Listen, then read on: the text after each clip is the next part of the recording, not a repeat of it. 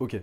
Je sais pas trop par où commencer, c'est la première fois que je vais faire ça, mais j'aimerais faire une vidéo qui parle de tech parce que c'est ma grande passion, mais je dois faire gaffe, c'est des sujets épineux. Je commence par choisir un sujet. Ayant fait l'acquisition d'un iPhone 11 Pro récemment, j'ai le sujet déjà tout trouvé. Il est suffisamment récent pour que ça reste intéressant et suffisamment vieux pour que je ne dise pas trop de bêtises à son sujet. Je commence par zoner sur Google pour trouver la moindre info cool sur ce dernier. Puis je me dis que ce serait cool d'avoir des avis de gens normaux, ne sortant pas d'école de journalisme. Alors je vais sur Twitter. Là je vois un peu de tout, des gens qui s'indignent du prix élevé du dit iPhone, d'autres déplorant le manque de nouveautés et certains le trouvant juste magnifique. C'est là que je me pose une question. Qu'est-ce qui fait que je sois passé sur iOS et pourquoi l'idée même de réutiliser mon téléphone Android ne me vient pas?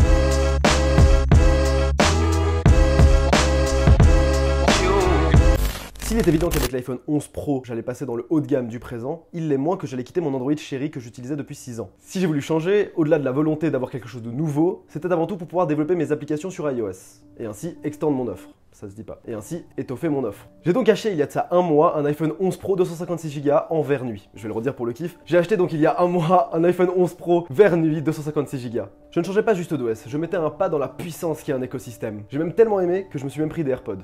Ce qui ressort le plus avec iOS, c'est avant tout son design, tout simplement sublime, à l'instar de l'iPhone. Avec son dos en verre brossé, il est juste magnifique. L'OS regorge de petites choses qui ne sont pas indispensables pour le bon fonctionnement de l'appareil, mais qui accentuent tellement la convivialité et qui font qu'on s'y sent bien et qu'on a envie d'y rester. Face ID par exemple. On a constamment l'impression que notre téléphone est déverrouillé, alors qu'il est en réalité protégé derrière un système que même la CIA a de la peine à berner. La navigation gestuelle, qui certes existe sur Android, mais qui semble un brin moins efficace. De par le simple fait que l'application qu'on quitte ne suive pas le doigt, ça crée une rupture entre ce qu'on fait et ce que l'on voit. L'App Store, même si bien qu'unique sur iOS, contient de véritables articles sur les applications. C'est super pratique pour y faire des découvertes ou pour simplement s'informer sur un procédé. AirDrop qui permet d'envoyer un lien, un fichier, une photo ou à peu près n'importe quoi à une personne proche, iMessage, Apple Music, Apple Arcade, iCloud et tant de choses qui rendent l'expérience si agréable. Je pourrais vous en parler pendant longtemps tant ce nouvel OS m'a fait du bien, mais je ne peux nécessairement pas l'expliquer aussi bien que si vous le ressentiez vous-même. Il y a encore quelques mois, je détestais Apple.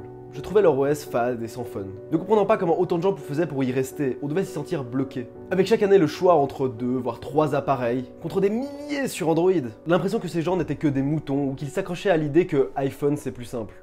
J'étais dans le faux.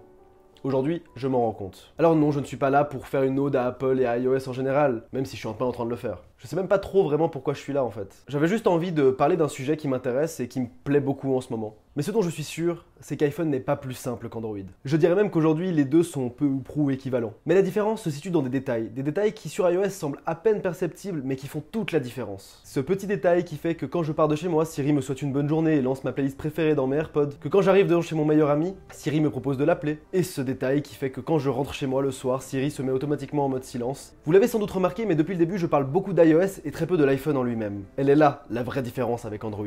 Apple ne vous vend pas un appareil avec toutes les dernières technologies intégrées qui tentent tant bien que mal de faire la différence avec la concurrence. Non.